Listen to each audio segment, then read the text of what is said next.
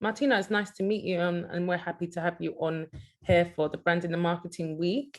So I'm gonna hand the session over to you if you're happy to start now. Yeah. For sure. Hey everyone, nice to see you, or nice to meet you, like Zoom meet you all. My name is Martina, and I was asked by Zara to deliver a branding and marketing workshop / presentation. So honestly, as you might know, this is such a huge topic to cover in 1.5 hours.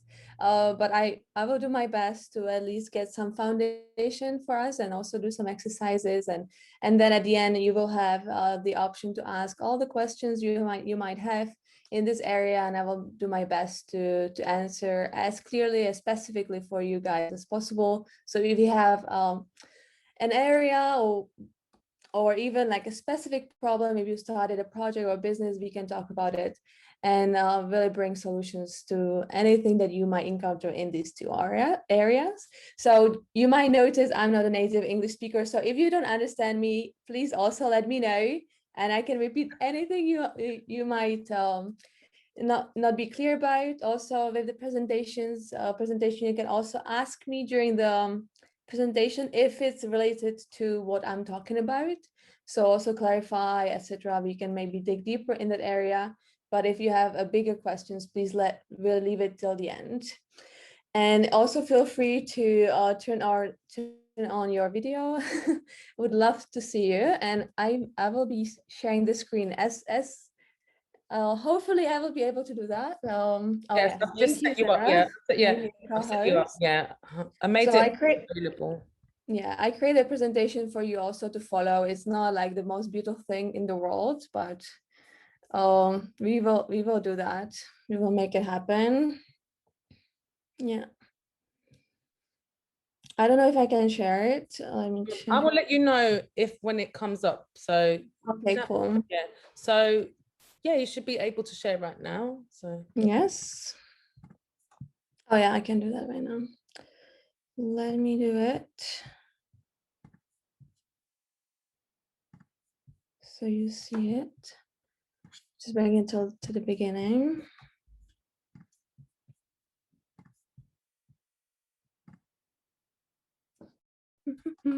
Yeah. So I hope it's all good. Yeah, so I hope you can all see it. Let me know if you can't. Yeah, that's fine. Yeah, is it? I know that maybe not everything is visible because of the video on the right side. So next time I'll know. But yeah, so this is the presentation just quickly about me. So I come from the Czech Republic, but I'm based in Amsterdam. I've been living here like for 6 years and counting. I came here to study my master's in strategic entrepreneurship. So that's kind of my background, but I've been in marketing before that and also project management. And I really feel like I'm an expert in creative and content marketing.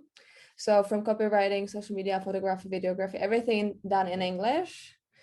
So no Czech for me anymore. I can't really follow that, which is fine. And I'm a founder of withfairflair, which is more like a personal branding. I'm more into sustainable fashion industry and areas. So that's where I really can share my knowledge and expertise. And that's also what I do copywriting in, usually sustainable fashion and lifestyle. But I'm also a minority stakeholder of Palanta, which is a sustainable clothing rental based in Amsterdam at the moment. So I also freelance for them part-time as a marketing strategist. So just that you know who is talking to you guys, so you can also gather the questions and also to that. So I honestly didn't really know what your bases are, so I'm really starting at the very beginning with this presentation, and just so we all are on the same page. And I'm really trying to make it as easy as possible. When you go online, there's always these terrible long definitions. We don't need that. We just need what it really means for us. And branding to me is really showing who you are. So what you stand for, where you are going, who you are as a person or as a business. And marketing is really how to get attention, how to in the end sell your products or services. So that's what we will be talking about today. And of course we will start with branding, which is part one. So why is branding important? Simply, it really creates trust, authenticity, and the right expectations. So there is really sometimes being consistent and authentic, you have to really create trust. And by consistent branding, you can do that. And it's not only important for project or company branding, but I think also for some of you, even though for some of you, it's really important as a personal branding. So if you're asking, is it relevant for me? It is relevant for every single one of us. So not only that you can create branding for a project that you might have on a side at the moment, but you can also create a personal branding for yourself when you are looking for a job. So everything will help you for that, to increase the chances of winning in life. So just if I'm too fast, also let me know, but I really want to get to the more interesting things as soon as possible. So aspects of branding, a lot of especially also when I was starting, of course, you first think, oh, it's just a logo and a few colors over there, but it's just the pinnacle of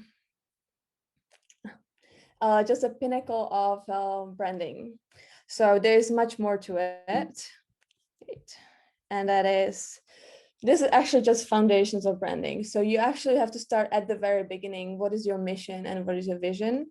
Then you go to values. Then you really define your unique selling propositions, tone of voice, and then you move into a visual. You move to visual identity and aesthetics, which includes logo, but it also includes color schemes, visual templates, and much more. So depending, of course, you start small and then you can move forward with that. So going deeper, vision and mission. So mission is really about who you are today, like what your organization or who you are as a person today, and vision is really about what you want to become tomorrow. So if we even talk about looking for a job, you can have a certain profile at the moment, but then you also you have maybe 5-year goals so that you can already include that in your vision, and that's also why you are looking for a job, and that is really good to mention in your cover letter. But really mission is also what you want to achieve. So for me also, it can be broad, it can be very specific, it's really personal. There's nothing, there's no right answer really, as long as you are really committed to the mission and you really want to move forward towards the vision, that's all that matters. And you don't really need to bother if it's too broad or too specific, as long as it works for you. Because in the end, this will also the why area, the why are you doing it will really keep you also in a business, because startups, even looking being in a on a trajectory for certain career, it's not that simple as it might be. So it's really important to go back to why you are doing things from the start. So I just included an example from Tesla to for maybe some male audience over here. So maybe that would be interesting. So mission for Tesla is to accelerate the world's transition to sustainable energy. There's even no mention of cars, because their mission is much bigger than cars, but their vision for now is to create the most compelling car company of the 21st century. I hope I'm not missing, by driving the world's transition to electric vehicles. So that's their mission and their vision. So of course they are probably not the most compelling car company yet, but that's where all the decisions and all the values, everything is driven by this. So with values, that's beliefs that you or your company stand for. So very simply, it also sounds very nonchalant, I don't know, very big, or you have to really think about this, but it's really not that difficult.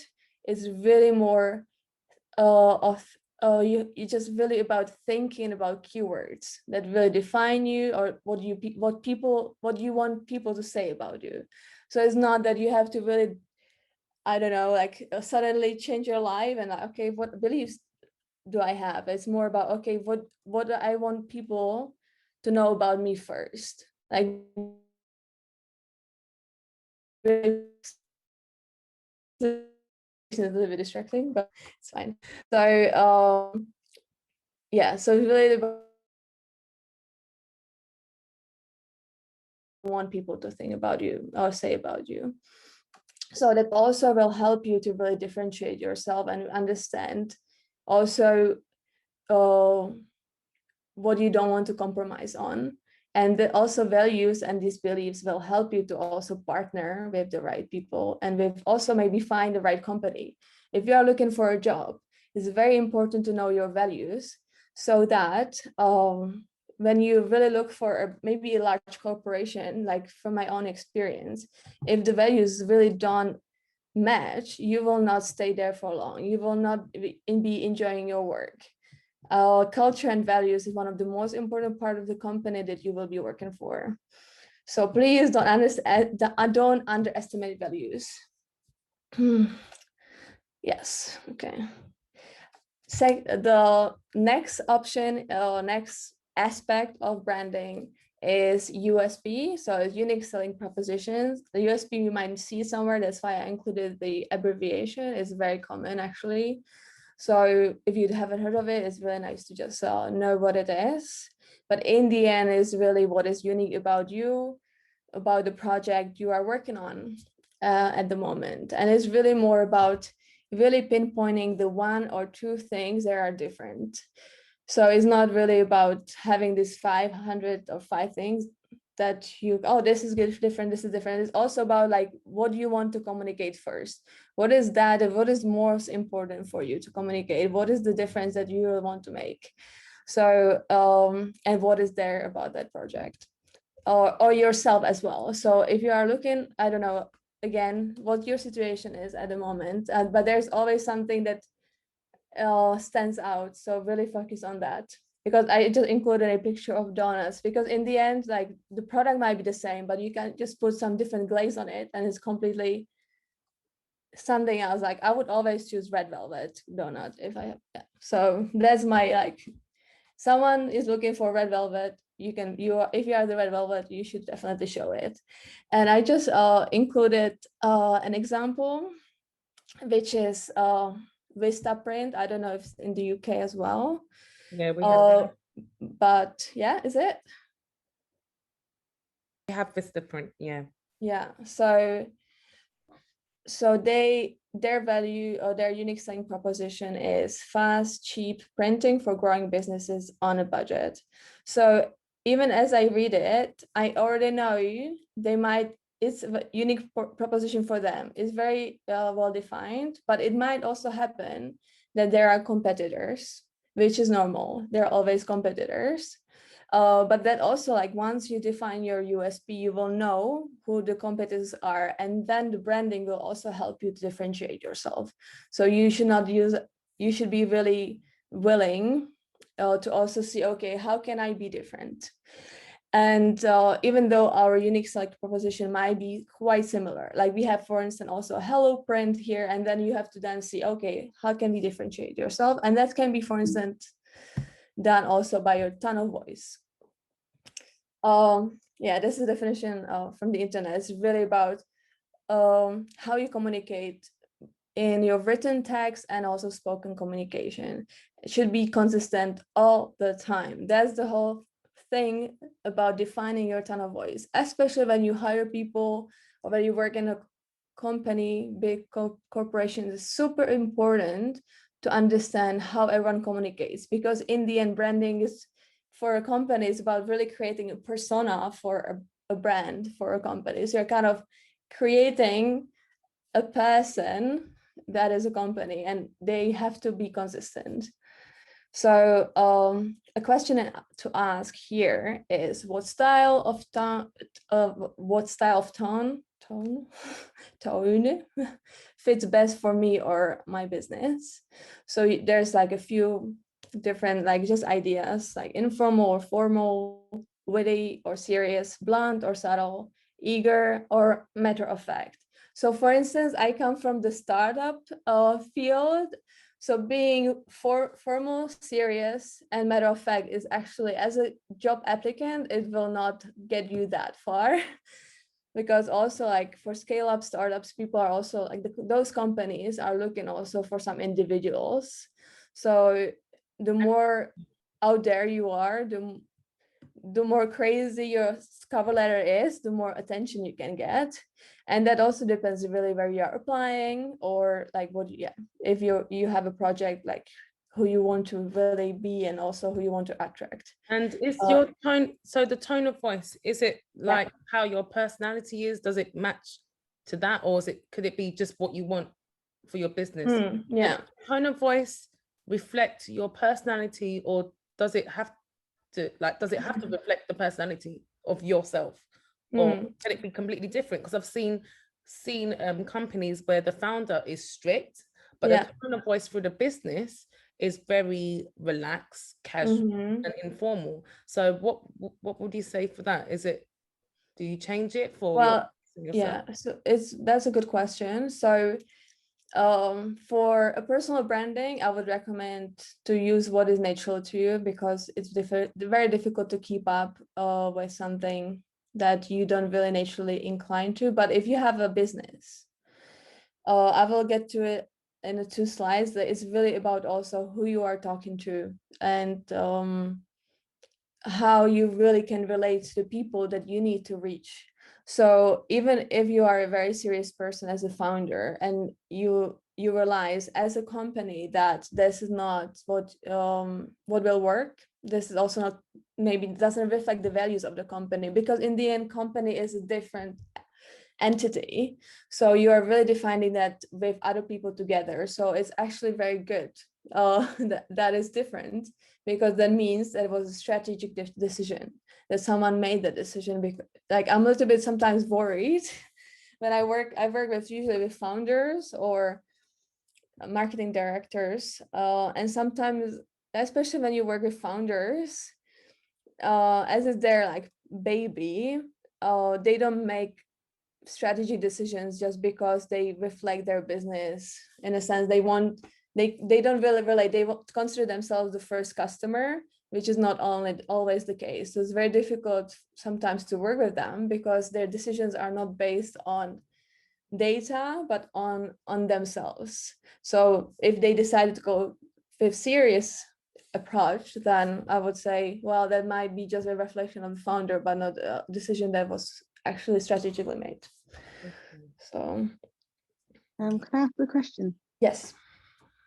So if you like started up a company or whatever, and then later on you changed your tone of voice, would that be okay? Yes, as long as you decide it and you won't change it again. So I think it's really, this is why you said tone of voice is really about consistency. So if you start a business, in the end, you don't want to do the same task all over. You want to have someone to take over. So you have to have kind of a brief in place, or a document in place. You will just give it to them and they will understand what to do. That's the ideal situation. So that's why you define it. And if you want to change it, ideally I would do it, it depends, I don't know your situation, but usually it's nice to then, if you change the tone of voice, making sure that everything aligns anyway. So maybe you might also update your colors or something like that. We will get in the next slide as well. Maybe your logo. So you have kind of a rebranding relaunch, and you can have a little campaign on your social media channels or wherever you're on your website. So you kind of have this flash of newness together. So it feels very, how to say, deliberate, because you don't want people to think that you suddenly change your mind. You just want them to feel a bit official. This is who we are now, and you want to introduce yourself again. I would recommend that, but of course it requires more work. because sometimes when you just suddenly switch a tone of voice without even like mentioning it, announcing it, it might create a mistrust, which you don't want. Yeah. I have an example of an Uber tone of voice right here. So this is actually what they share online. Maybe I'm sure they have much more information for their internal communication. But I think it's a nice example. As you can see, the core values are a little bit quite basic. I would say it's more like, okay, this is, it's nice to be considerate, of course, consistent. That's the whole idea of tone of voice. But I really like the supporting ones, because I think that's really what differentiates them. And that's how they intentionally decided for those. Because being optimistic, that's also not always a case for these companies, and being bold also, I find it quite interesting that also as industry leaders, they can be bold, and it's kind of expected of them. So I really like they also included it in their tone of voice policy. So, but of course you don't need such an elaborate version. It's more about, do you want to sound cheerful or more serious? It's more about big ideas. You don't need to really go into specifics, but of course, everything what we are talking about today, it can slightly always change. Slightly is fine, but if it's really a big one, then there should be a clear change in there. But everything, of course, like in startup world, like you just change, and that's okay. It's just embrace it. Once you find the right fit, you just stick with it and you keep going. Once you know what works, just stick with it. Okay. Yeah, so we are going into visual identity and aesthetics. So that's kind of like what everyone thinks branding is alone. But in the end, this should be the culmination of all the information that we were talking about prior to this. So everything what you physically see, from logo, color scheme, fonts, visual templates, style visuals, and so on. And I think the greatest example for this is really like Oatly. So it's the oat milk company, and it's very famous for its very bold visual identity. But that's why I like it a lot as an example, because there are a lot of other oat milk companies like Alpro, and you name it, I don't even know. But everyone remembers them because they are very clear in how they communicate. They are very consistent. Everything you see, from their packaging to their ads, has the same tone of voice all the time, even same visuals, so same personality. It feels like it's a person talking to you who's actually quite funny most of the times. Yeah, and they have color scheme is always similar. It's always pastel, same fonts, the icons as well. So I think it's a really nice example. And of course, you don't need to be that bold and that crazy. But also please notice that their fonts, of course, relates to their tone of voice. You can't use this font and be serious. So of course, all the decisions that you make need to make sense as a package. Yeah. So when you look at that, you will see, oh, this actually looks like a person. It looks like someone that would exist in a sense, but also create trust. So if there's a mismatch, there might be, again, like the issue, like, does it really make sense? Like, why?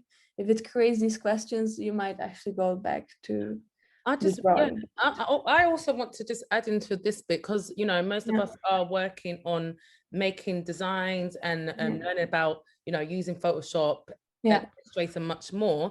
This actually shows how important your design aspects to the branding is. So like we talked about, naming the layers, and also writing down what typography you use, writing down your color codes, your Pantone codes. They are so important for the branding side. And I think many of you might not understand how important it is, as for me as a founder of a business as well. But when you have those correctly given to you, it makes you keep on a good profile package for your branding. So for instance, if you have one page that describes your color codings, one, and then you have your exactly how they've got it here for Oatly. You have one that has your typography, and continue that on when you're building a brand, or even if you're not building a brand and you're working with somebody and you become like a branding marketing, we don't know what you will get into, but always keep those basically nuggets, and the nuggets are the codes and your design package. So this is actually good for those who had mentioned about building a portfolio, a design portfolio. You know, I've done lots of things about critiquing work for design.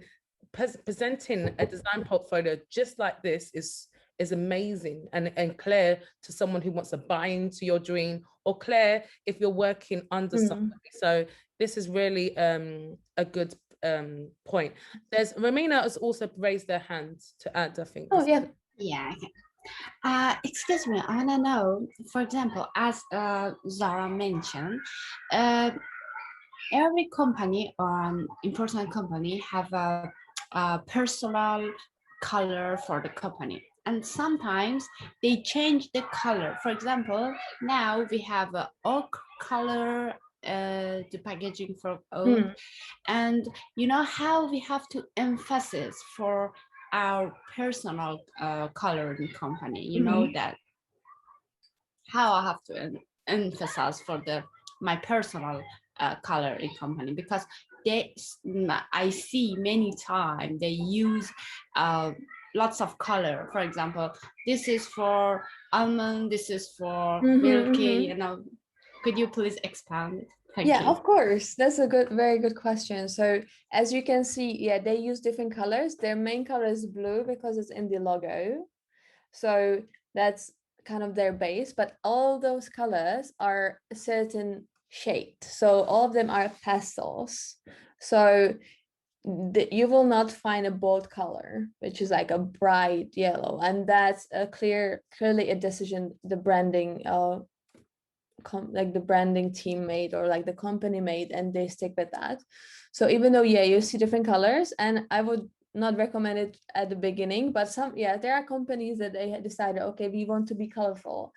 So they already have, I know one web shop for sustainable fashion. So sustainable fashion usually is quite like beige and boring. So they say, okay, and they already defined the colors before. So they have maybe 10 colors they use. So it's like, it can feel overwhelming, but they already have it defined. They have defined them before. So they have a code. They have the hex code for them. So it's not that they will add 10 more. They have those 10 and that's it. And they use it for different communication platforms, from their website to social media. So it's really about the decision. It's not necessary to have so many colors, in my opinion, especially when you are a small business. But as Oatly, you know, they have to have actual colors because they have different options. But it's important to decide what kind of colors we are talking. Are there colors we don't want at all? To be like, I don't know, I don't think we will ever see a black, completely black. I don't know, maybe we will, but I don't know. It's I don't think it feels so to fit. It fits to the branding. So there's always something to define. So if deciding which colors, what kind of shade, if it's or bold or faded, and you stick with that, it's kind of an aspect of the color. So if you need a lot of colors, as Oatly, they decided to do pastels, and it works. So you can also see, for instance, on the picture there is like a magazine with a pink pages. So also because everything else is consistent, which is font and the icons, the designs, you can definitely say this is Oatly. And I think that's with the visual identity, I think for founders is, I think, the most important part. When you look at the visual and you have to ask yourself, does it look like my company? Would I differentiate? I think that's a really good rule of thumb if you're not sure. When you, for instance, like try a different color sometimes, because also there's, I don't know, when you communicate, there's a spring, there's a Christmas campaigns. Sometimes there's these seasons, they have these like color schemes in itself, and you want to also kind of get on that hype, it's very important to ask yourself if it still looks like your company. And if it does, I think it's fine, as long as it's part of the campaign. Thank you. Yeah. Okay, what else? What do we have here now? Oh yeah, very important point that I didn't mention at the beginning, but it could have been actually mentioned at the beginning. So when we are talking about branding, personal branding and company branding is really important to take into an account your target audience. Actually, like if I were to start a company today, I would start with the target audience, like, well, who I am actually talking to, who I want to attract. It's also okay to start with a product or with an idea and say, oh, I want to start this. Who can use it? And then look for the audience. But honestly, like sometimes the best, like the most growing business, the most fast growing businesses started with an audience and then started and found a product for them. That's also very possible. And then you do branding that works for the target audience, because it kind of goes everything together. Like you can't really separate marketing and product. We will talk about it in a second. And branding is just the code. So if you have beautiful branding, you can have beautiful branding, but it talks to a completely different audience who can't afford your product. It's very difficult to get sales. Yeah, I was just to illustrate, like I just took these two. It's actually both very nice feeds. I really like them. They're like really nice fashion companies, but you can completely say from the first glance that the left is millennial and the right is Gen Z, just because also the product itself is very colorful, is very bold on the right side. I will speak to it, but also the style of the edits, what they post. You can also the product itself, even though the pricing is quite high up, but people can afford it still. So it's kind of like everything goes together. There's a target audience, there's a product, and there's a branding that all works together. So how did you find out that this was millennials is basically on the left? So yeah, so you can see, yeah. How did you do that? So of course I haven't talked to the founder, so maybe not, but it can speak to Gen Z for sure, but you can see that the edits are much more prominent. It's more like the less raw Instagram version. So there's kind of like the divide with millennials. Like Gen Z wants everything authentic. They don't usually use filters anymore. It's a little bit on the edge sometimes, like it's messy, you know, it's a little bit like from this little bit going against the whole stylized version of Instagram, which still like the left side is very minimal, beautiful, stylized, like stylized. And does everybody know what we're talking about when it comes to millennials and Gen Z? I hope, yeah. Yeah, I hope so. It's all our generation. So, you know, I think within each decade, they class it as is named. So the Gen Z decade is those after, I guess it's 2010, is it? Yeah, maybe 1995 is start of the Gen Z.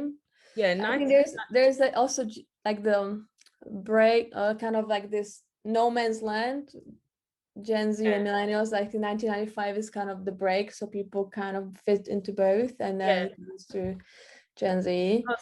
Ali has put what is Gen Z. So Ali, and for those who are listening, there's different decades. I think it's every decade they class it as. It's more like a generation. I don't think it's generation. A decade, but I don't know. About 20 years. So each 20 years, there's a name for a group of people. So I think for a generation from the 1950s to the 70s will be called something, and the Gen Z is just before the Gen X. Is it? The Gen Z is this generation. So it's those who are were born from 2000s until now, they will be classed as Gen Z generation. So you will find out the way they speak, or you find out the way they act, or even ordering food is really different. You know, like you will get the generation before 2000 complaining, oh, I don't like this food, but the Gen Z generation will be like, oh, it's fine, you've worked hard for it, I might as well eat it, even if they don't like it. So you will find there's a culture in every 2 decades, and you will find it in your parents as well. They might not know how to use the computers still, or laptops. It's because they were from a generation that wasn't introduced to that. Fortunately, that they say those who are born between 1980s and 2000, those are the good generations, because they've got a bit of the no computers, no, you know, no TV, no color TV too much, but then they got the taste of learning how to use these new technologies at the same time. So have a look up on that. I'm you know, I'm no expert, but have a look up on the different generational groups. It's also a benefit when you're providing a branding and delivering a service to your customer. So please have a look on that. Okay, thank you, Martina. Oh, of course. And there's also like, baby boomers, Gen Z, there's millennials, and under Gen X, baby boomers, Gen X, millennials, and Gen Z. So they're like and there's like a new one, I think it's Alpha or something. So there are babies at the moment. So they're not really buyers of any kind at the moment. But yeah, it's really also important for your branding / defining your target audience, because they have a certain, you can also find it online, of course, there are certain aspects also of their like kind of behavior that is quite important also to incorporate into your marketing strategy. So they might be more prone to trust this and that, or they have different decision-making processes as well, because they, for instance, Gen Z has lived through also like, I don't know, the financial crisis, now the Corona crisis. So they have a little bit also different way of spending money. So it's quite interesting. But I just wanted to illustrate that you have to really align branding, your target audience, and your product. Product we will talk a little bit later, but it's really like, if you align it, I think you can, you will do really well. So you will just spend money in the right places and you can grow your business quite fast. But honestly, getting there, branding, target audience, and right product, that's the key. I think that will take some time, but once you get there, then you just have to roll with it and make it big from there. So that's what I would recommend if you are a project or startup. First, once you find those 3 things, make sure that it works, analyze it, and if it works, then you should just really make sure that if you implement all the strategies that you find or that you learn, that it should be working, should not be an issue. Okay, so now it's your turn. So I don't know if you have a project, I don't know if you are looking for a job or something, but we can do this exercise together.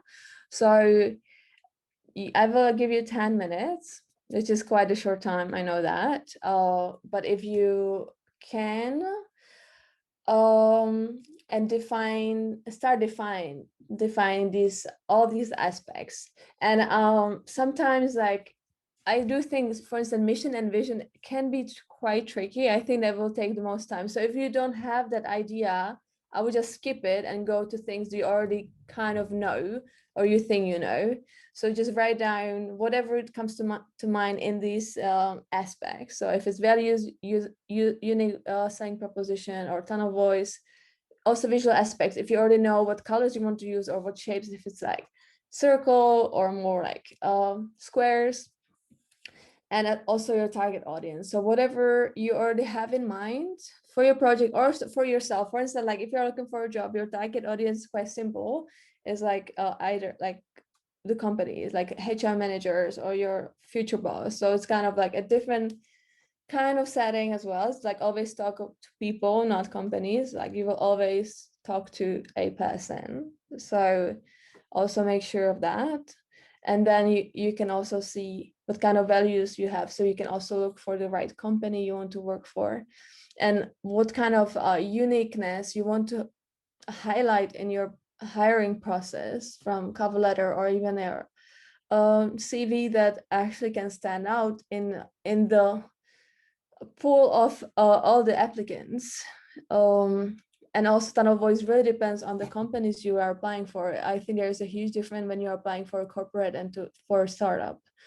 And yeah, I think visual aspects are not that important for your job hunting, but it also like shows your personality. So there is a huge color science. You can always Google what colors means, but in the end choose your favorite. Who cares? Like just show who you are. So it's fine.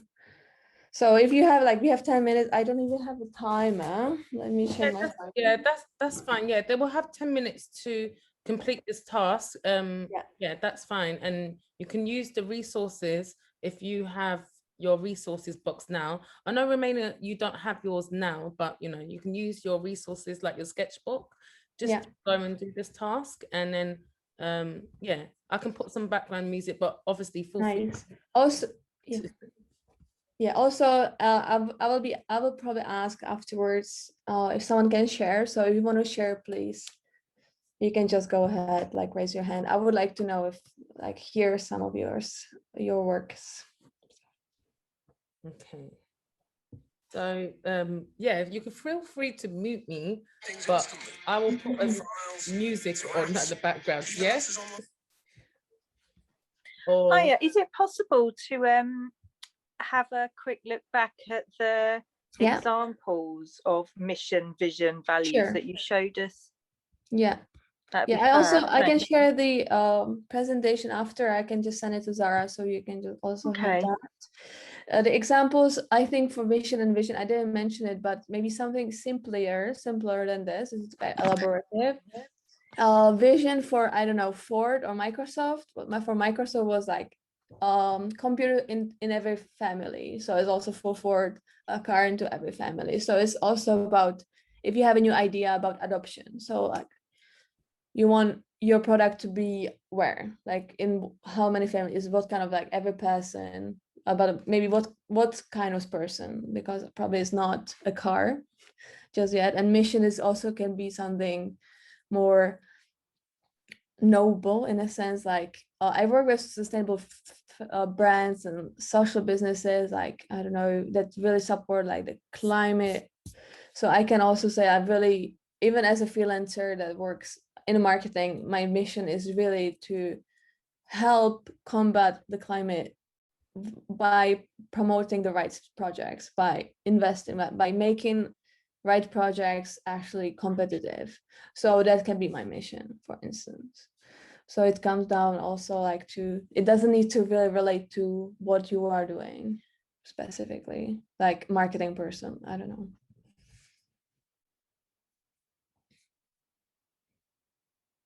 And the values are like, yeah, I didn't really mention that. So yeah, it's more about like, what do you think of? If you think of Apple, what do you think of? And that's kind of the values they are actually promoting really well.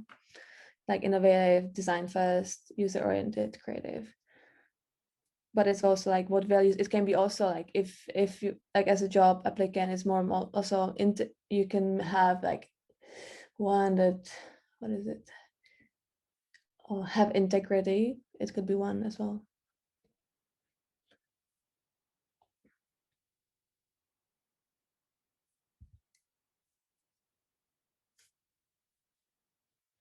And with the Uniscat, I'm sorry, I hope I don't bother you guys in the process, but it's also can be also one thing. It's just like bold colors can be unique like proposition, because your other people, if they're selling whatever you're selling, they don't have bold colors, that can be your unique selling proposition.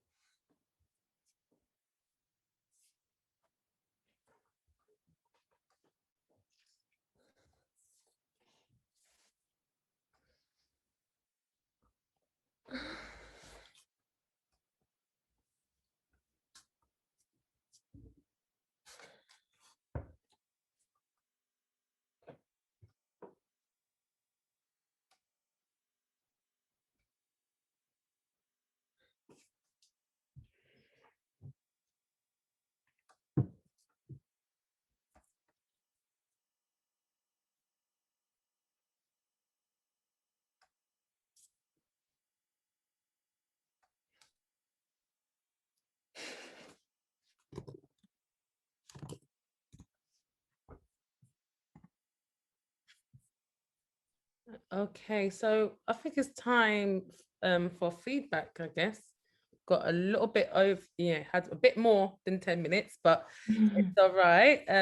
Yeah, so Martina, I'll just pass it on to you. And yeah. So I would love if someone of you would like to share, even if you're not finished. I don't think this is a job for 10 minutes. I think that's much more. So introspection, etc. But if you like have a first draft and you just want also feedback on it, if it works, I would love to hear it and see. But I don't want to be the person who will choose someone, so I don't think I'll do that, because I also understand you guys that you don't want to share something that you're not 100% like confident yet. But it will also, I can help if you share it. I'm sure it will help you also to kind of understand it more. So and it will help with presenting yourselves. Sure. Even if you're getting ready for finding a job, presentation is key. We are doing a lot of things online, so if you're going to interviews, majority of the time it's going to be on Zoom for a little while. Can I see my screen? Yes. Okay. I think it's for Zara, if you can. Yeah, that's fine. It's not really complete, but I want to show you what I did. Yeah, let me see the chat. Where is it?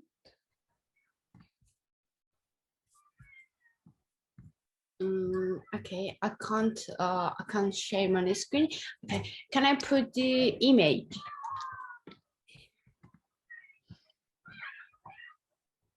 Possibly. There is like a file. Yeah, you should be able to share now. If we go to the share screen. Okay. No, I can't. That's fine. Maybe I also had issues with that. Oh, click on yeah, I see now it could work. It should work now. It also took some time for me. Yeah. Sorry.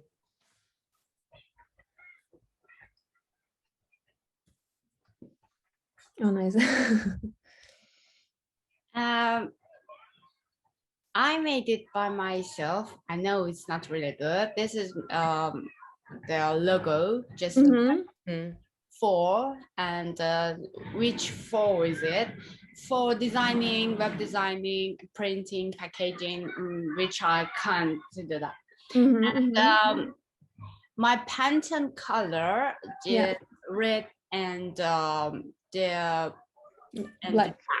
Dark gray, I guess. Yeah. And this is the, I think, and I can explain about the mission and vision on that. For example, I decided to make it red because of the potential and because of the activities, and can do everything very creativity, something like this. And black because it's you know, when you make contrast with them, it's really I don't know how I explain it. You can exaggerate, and that's why I use it. And just I work on it, and I don't know. Nice. So I like just that's a really nice start, like for the visual identity. I do think you might need a natural one extra color, maybe white or beige or like light gray or something to kind of balance the boldness, because red and black are quite bold. So it's also, I would imagine your branding will be also bold in terms of tone of voice. And I do think like the logo, I would just use the 4, and then web design, that would be like a longer version. I would use it just somewhere, but I think you should have also as a visual identity, you share different types of logos and where you use it. So the 4 can stand alone as well. And it should be also, doesn't need to have background at all times, or just have to create either, it's also a decision to have a background, and it can be a circle or it can be square if it's just for itself. So you also decided for yourself what works better for you, because to me this feels like more, I think it's maybe like from your website, right? You just screenshot maybe from their website or something, the 4 design website. Yes, actually just I start to design this all for myself, and I'm not a web developing or web designing, but yes, this is my vision. That's cool. No, you definitely. And that two questions for you. If you really want to go for these bold colors, do you think this font is the right one? It can be, it doesn't need to be. Also, you can play, it's quite a long logo if you want to visit in a full. Maybe you can stack the words on top of each other. So yes, along the number 4. So that might also work. So it gives more like a logo vibe, and also think about like what you are trying to say with that. So yeah, maybe that, yeah. So that would like be first one, but I also don't, you know, like I know like if your mission also or vision is like really to express, help other people, other businesses express themselves, I think I would really see that in this color scheme. So you kind of try other people to express themselves, and just make sure that you will add a balancing color, because you can't have everything in black and red, otherwise it can also have it's a little bit more maybe too heavy also for all the designs. yes, it will be quite difficult for yourself to do the designs with just these 2 colors. So, okay, thank you.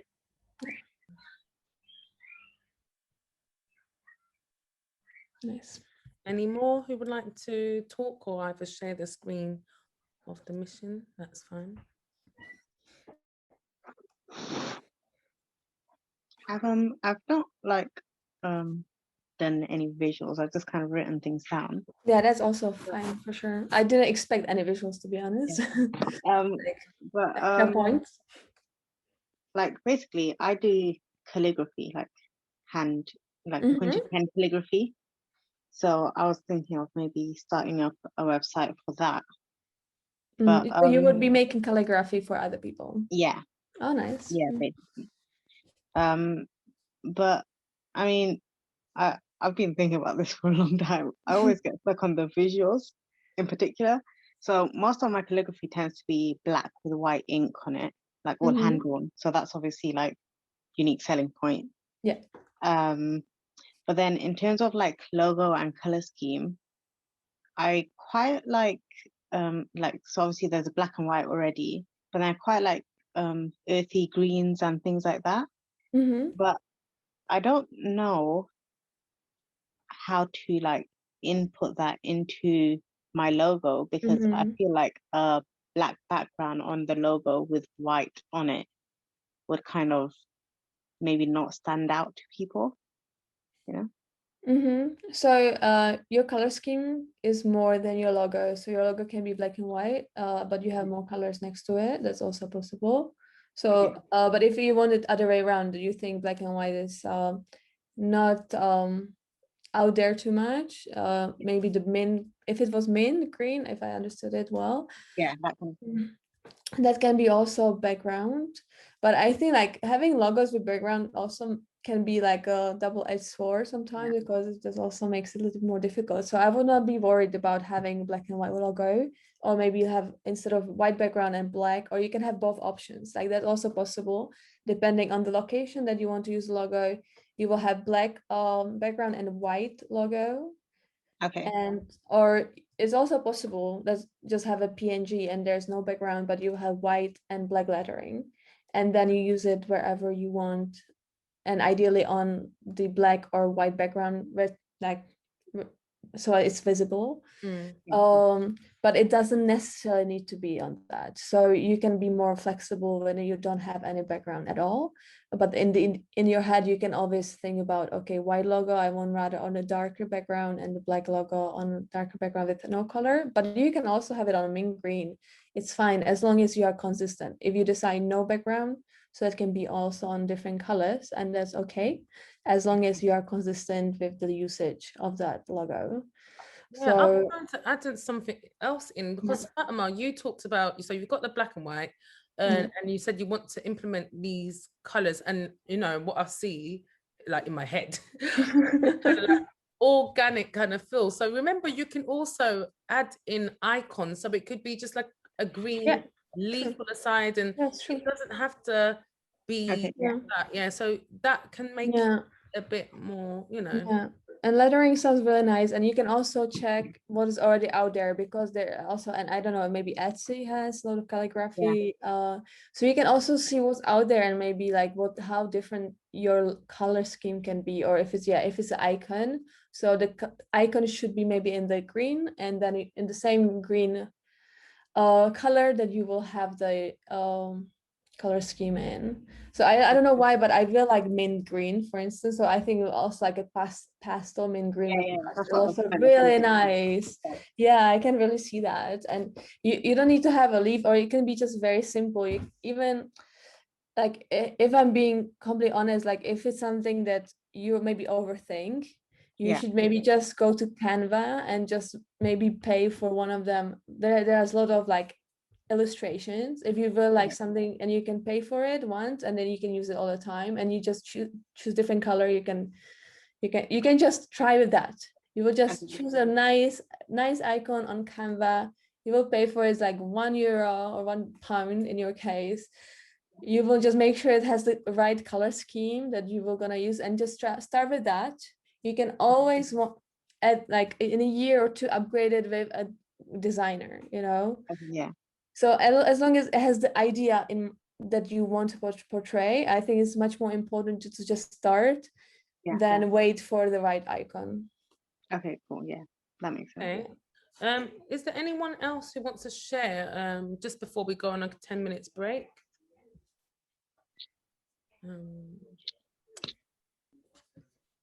Okay then, so you've got 10 minutes to enjoy the sunshine if you're out in the garden or whatever you're doing. And just be back with us. We've got the next 30 minutes with Martina, and I hope you're learning something. So see you back in 10 minutes. Okay, see you all. I'm coming back though.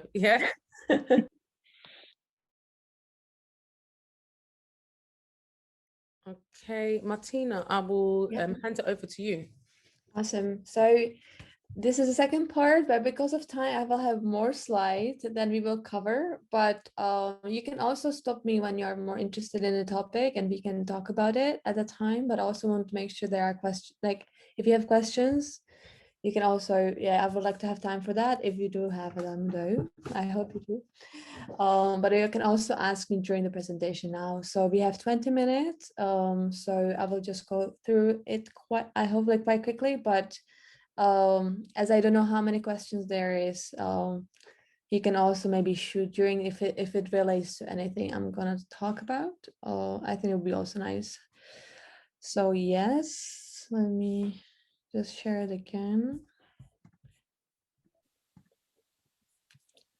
Where is it? Yeah, here. Okay, not this one. Can you see it? I hope you do. Yeah.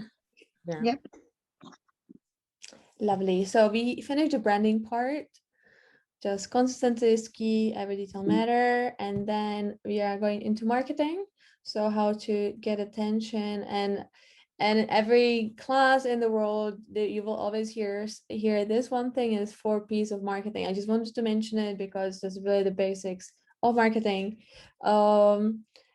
And that's product, price, place, and promotion. There's actually currently, I think the newest version is like 9 P's of marketing, so 9 different things, but it's just sometimes it's more a bit complicated than it needs to be. So I just wanted to go back to basics and relate it to you guys. So what I mentioned also before, like without a good product, you will you can have the best marketing in the world, but it will never work, at least not long term, because marketing, it really just showcase what you already have, and the branding helps you show who you are and what product is. It's kind of like a consistent helper. But without a great product, you can try as much as possible, but it will not reap really the fruit you are spending time-wise, or even like if you have ads or anything. So that can really that's just the main part of the whole process. So sometimes it's not the marketing or the branding, sometimes it's the product. So it's really important to ask questions why it's not working. Maybe it's the product. So I just wanted to show you one thing, and there's a strawberry dress. I don't know if you heard of it. I forgot to close my window. Oh my goodness, I will just close my window. I'm really distracted by the freaking sounds. Okay. My street is busier than usual for some reason. Sorry about that. But I don't know if you heard about the heard of the strawberry dress. I was actually watching a YouTube video the other day about it. So there's a whole YouTube section. So it's kind of like this famous dress that costs 490 euros. There's this huge hype on the internet. Of course. Pink and red. Pink and red. I have it here. So here we go. So on the left, you see the real deal.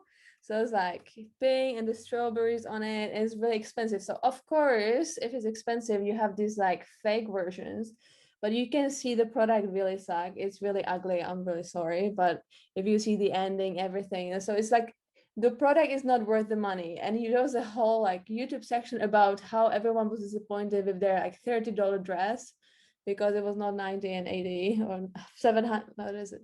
$490 is the original version. So of course it's very difficult to find something that is as good. So not only that they of course fake the product in the first place, but it's just so bad, like you will be laughing stock audience event. But if you do it really well, like the original designer did, you can sell it for $490 because it's actually worth the money. So I think you can just, if you're more interested, there are a lot of YouTubers who talked about this. So that's one thing.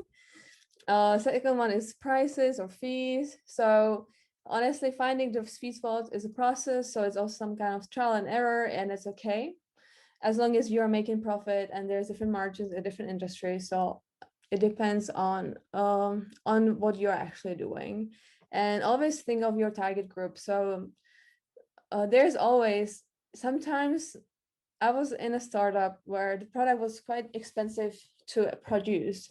So we had to make a decision, okay, we can't go below this price. Who will buy it for this price? And that's how you define a target group sometimes, because you have to target people who can afford it in the end, if you can't go with the production costs at the moment and see if it works. So of course, then that's also one strategy to do it. Or if you have a flexible product and you can go either way and decide based on your target group. So either you will spend more on, I don't know, fabrics or less. So you kind of also make sure that people who you want to buy understand that they know they can buy it first and understand the price that is worth the money that you are asking. There's also an interesting point of a pricing model. So of course, usually you just buy an item and you get an item. But for instance, with Adobe Cloud, I know that you're also using it. So they first had a one-time payment. If you remember way back, you had different, like, I don't know, Adobe Premiere 5 or 3S, whatever. And you had to buy one version and you stick with it. But now they have a subscription-based model. So you pay every month. It's actually more affordable to everyone, but they get more money in the long term. So they actually improved their business model, and they have improved their revenues and profits by changing the pricing model. So actually more people can afford it, because if you pay once a month, it's much more easier than paying, I don't know, 1,000 euros one time. So that's also an interesting aspect. How can you make it also more interesting to people who would be interested in buying the product? Place or access. So that's really like being where your target audience is. So where the product is. Sometimes, honestly, marketing is sometimes overcomplicated, if I'm being completely honest. If you are in the food industry and you have this one really good yogurt, or I don't know, you just need to get to a supermarket and that's it. If you get to the right supermarket, if you have this biological, beautiful, original, I don't know, grandma made yogurt, go to the a really nice biological supermarket, and if you launch there, if you get food in the door, that's everything you need. You don't need the whole B2C, business to customer infrastructure. You don't need that, as long as you also use other people's places, online and offline, where you can sell the product. So I'm just saying, like, there's also very nice innovative ways of doing business at the moment. So of course, like Tommy Hilfiger has a lot of money to spend. So omni-channel, just that you know, is more like combining all the channels together, online, offline. It's kind of all together. So what they have in London, actually, so if you live in London, you can come by. They have this flagship store where they implemented these screens. You can buy things in their store online. So for instance, if they don't have your color or your size, you can immediately order it online. Or if you're in a cabin, if the like wardrobe, you're trying things and it doesn't fit you, they have even buttons that you can ask the shop assistant to bring you different size. So these kind of things really make it easier to shop and combine online and offline spaces. So of course they want you to buy, but it's also very easy, and they have this whole infrastructure. I actually know someone who works for this project, so it was super interesting for them to actually make this happen as Tommy Hilfiger, because they even created technology for this to make it work. I was going to add on your places and distributions. You know, so previously, before I even founded my business and another business as well, I remember distributing products on Etsy and like even what do you call it? Begins with a P. I forgot.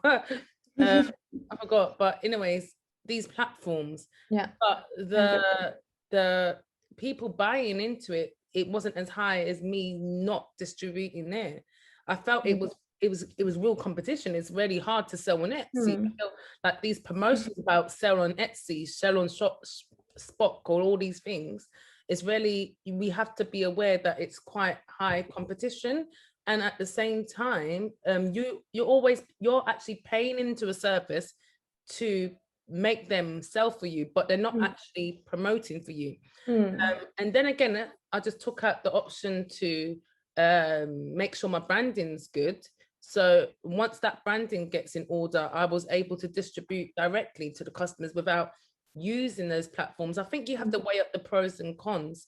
So if you're going on to these distributions like Etsy and Spock or whatever platforms there are to sell your products, bear in mind that you're up to big competition. You may have to make sure your product stands out to the other ones, or your services stand out. So yeah. Exactly. So for instance, one of you, I think Fatima, is doing the calligraphy. So you have to also see, like, is there a gap? Is there, or maybe price gap, or is there style gap that you can fill in the Etsy world if you want to do it via calligraphy? So people will go to you rather than anyone else who is on the website. Like it can be even like shipping options if you ship something, not in your, maybe in your case, or maybe it will be better paper options. I'm not really familiar with your industry or area, but there are always options to stand out, and also it may be sometimes worth to be at both. So of course, like as Zara is saying, having your own website and having that direct customer approach with your social media, that's always very important.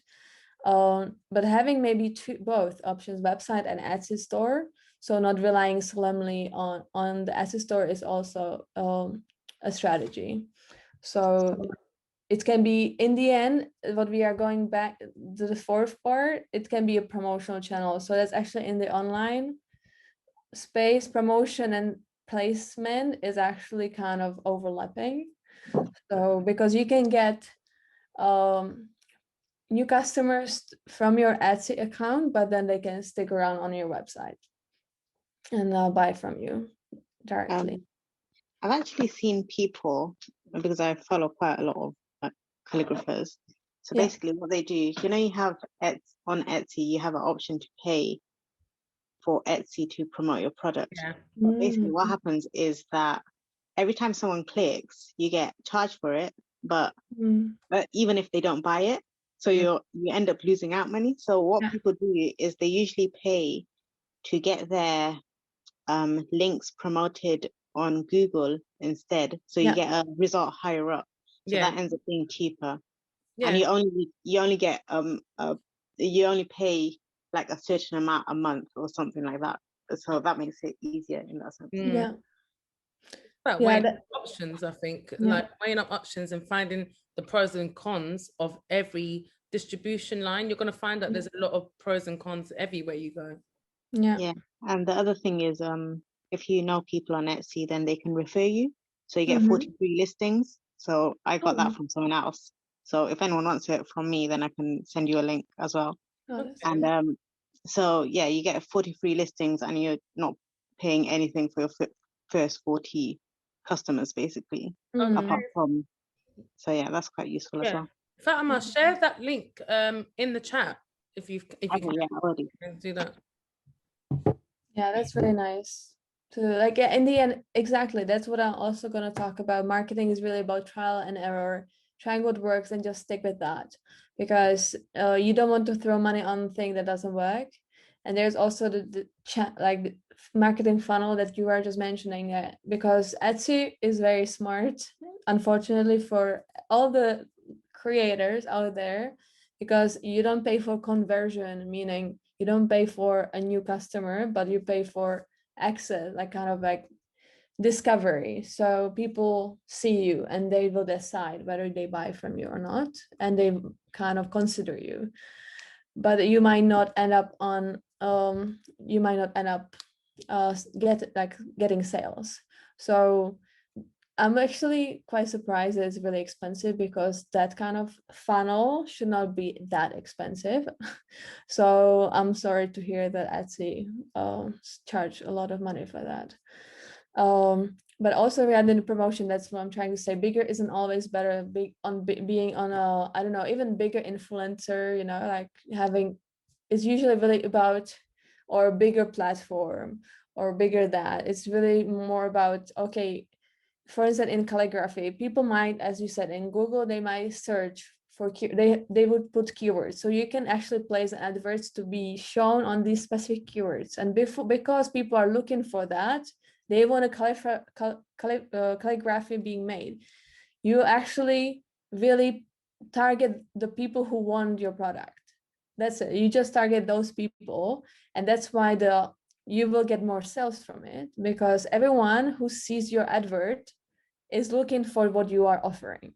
And then when you work, I don't know, with bigger influencers, half of the people really don't care, you know, or there's like space maybe on Etsy, they were looking for earrings or something, and there is like an ad. You never know about the distribution of the ads. I don't know, on Etsy, I don't know how that works specifically. I don't know how the targeting works there, but it seems like it doesn't really work if you have to pay so much money for it. So yeah, so it's really about rather talking to the right people, right communities. Smaller communities are fine, because usually you will get more people to buy your product if you talk to the right people. They're actually looking for your product. So this is a little bit more complicated. So for developing a cohesive marketing strategy is very not that complicated. I have just 5 questions here. So it's really who you are trying to reach. So that's your target group. What do you want them to do? Because there are different aspects. Do you want them to buy? Do you want them to subscribe to your newsletter? Do you want to I don't know, follow you on Instagram? So there are different things you can also like kind of ask them to do, and how will you encourage them to take action? So it's kind of thing, call to action. So there should be a call to action at the end. How are you gonna prompt them to help to actually get to do what you want them to do? And how will you measure the impact in the end? So for instance, it's not only how many products you sell, but also how many people you reach, and how many out of the people you reach you get sales from. So it's maybe 0.5% buy, but also it's important to how much money you pay per purchase. So in ideal world, you should always break even at least on advertising, or of course like get profit. But just that, you know, like a lot of people who advertise on socials, they don't break profit. They usually spend more money, like even startups, scale ups, they just want to scale. it's kind of like a myth that you actually earn money when you advertise, but it's more like an investment, and you are trying then to keep your customer. So once you have one sale, you want them to do one more sale, or like you have a lifetime value of a customer. Sometimes you might not break profit, but if you have a right customer and then you have right email marketing, then you will get more sales, and then you will get lifelong value that was more than you paid for the ad. But of course, I understand as a small business, you can't afford to wait for that. So that's kind of what I was talking about the funnel. So of course, like sometimes the discovery or consideration of purchase. Of course, we always want a purchase option that people see, discover you, and they will buy. Most likely that's not happening. That's 10% maybe, depending, of course, as we were talking about. If people are looking on a Google that they want a calligraphy, of course the purchase is that what they are in the stage of purchase. So if you know places where people are already in that stage, and you just show them your product, that's where you want to be, because that will help you get more sales. But that's usually also the most expensive online, at least, because that's like the hardest to get there. But there's a lot of ways to have this concise strategy from discovery to consideration to purchase. It's a lot of done on social media now, but also consideration is like, okay, you will get a follower, you will get a newsletter subscription, and that's the idea. They will purchase in their own time. So it's a different strategy, and it depends up to you, like what you want, what also works for you, because in the end, this is the more difficult. You can read it when you get the presentation, but it's really rather up to you, and also up to your industry and what works for you. So there's always, it's at the end of my presentation, I'm saying it's really about, okay, having a strategy, try it, see if it works. If it doesn't, change it and try it again. And once you, in the end, the biggest companies just did it as many times when they finally find out one thing that works really well, and they just repeated it, and then they enlarged the strategy. So I know, like 5 years ago, I'm sure everyone knows there were this vibe, like this hype or social media. So if you actually had an influencer marketing 5 years ago, that was the best strategy you had, because it was innovative at the time, had the best return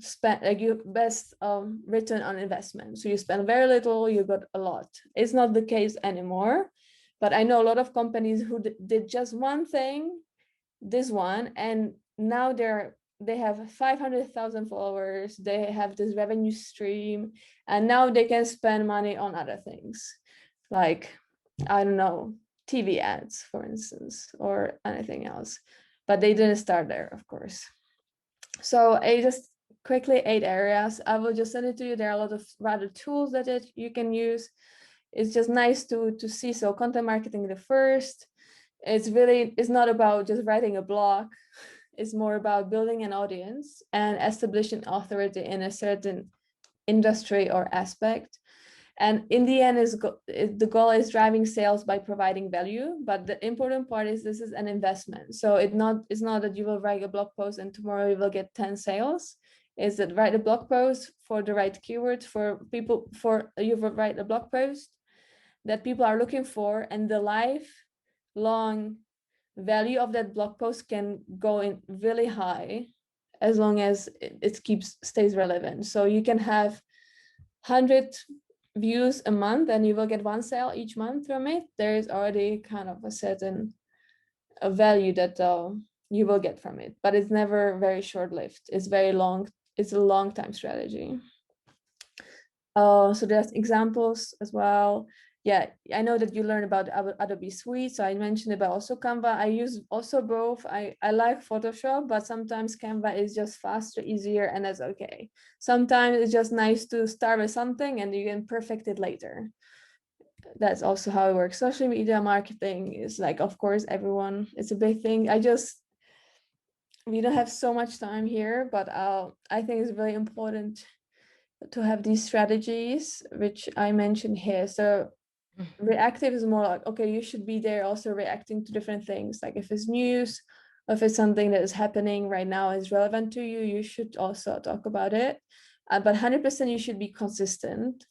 You should use 360, I mean, you should use all the possible things that Instagram, Facebook, TikTok can offer you. If it's Instagram Live, if it's like stories, you should always think about how you can use it as a holistic tool. Adaptable. So that means, wait, adaptable. Let me skip it. Native is more like that every content that you put out there works for the tool itself. So if it's a video, it works for it. It's the right format, etc. Audience centric is that you target audience, works for that. Authentic. Authentic is that it's also branding wise, that there is a consistency, there's people can trust you, you are building trust here. And adaptable is kind of like you're working with algorithm, not against it. So if there's algorithm change, you know how to adapt to it. And there's different tools you can use to make something prettier, to blend your feed, or yeah, edit your picture wherever you are using them. It's very quick. Like I can talk about social media marketing for 1.5 hours. I'm really sorry. I feel like I'm skipping a far. Very fast. Yeah, what I can do, I will send it to everyone. So they've got time. We've got 5 minutes left. So yeah, okay. Yeah, so there's like copywriting and there's more, but everything is in the end, whatever you want to learn, you can learn. Just choose, we will not do this, but choose one thing, one goal that is specific that you want to get better or you want to try. I don't know if it's a marketing campaign, if it's an ad campaign, if it's a branding package that you want to create, a branding book, whatever you want, you should just start with one thing and just build on that, because there's so much more. And I think it's really nice what Fatima was saying, like she already knows her industry, she talked to the people who are there and she also learns from them. So there's no like one size fit all. There's a lot of tools, but also what I said at the beginning, as long as you have a right product, right target group, and right branding, everything what I just said now should work for you. So the tools are there, but as long as you have the right, if you don't have the right product or target group or branding, it might not work for you that well. So how would like one find you if they need support? Just let us know your details and I can put in the email as well, so and the logo. Yeah, this is that. Yeah. Any questions? Yeah, any questions? Maybe no questions. Hi, can I just ask, would the marketing and the branding strategy you spoke about first off, would that be the kind of thing you'd put in a business plan? Would you need that kind of thing? I think so. I think branding is part of it. Yeah. And it could of course help it, like strengthen it. Definitely, yeah. I think it will differentiate you as well. To have a clear idea what kind of business you want to also run and what how it's gonna look like. And if, as I said prior, ideally you start with the target audience and then you involve branding and then you go to marketing strategy, because you need to know both of those aspects in order to actually define the marketing strategy. Because if you say, okay, I want to target, I don't know, just like I have one company, okay, you can rent maternity clothing, so you target pregnant women. It's not that cheap, so they have to be in their 30s. Then the branding will adjust for millennial vibe, and then marketing strategies where the millennial pregnant women are, which depends on your setting. If it's Amsterdam and London, it can be very different. So it kind of flows together.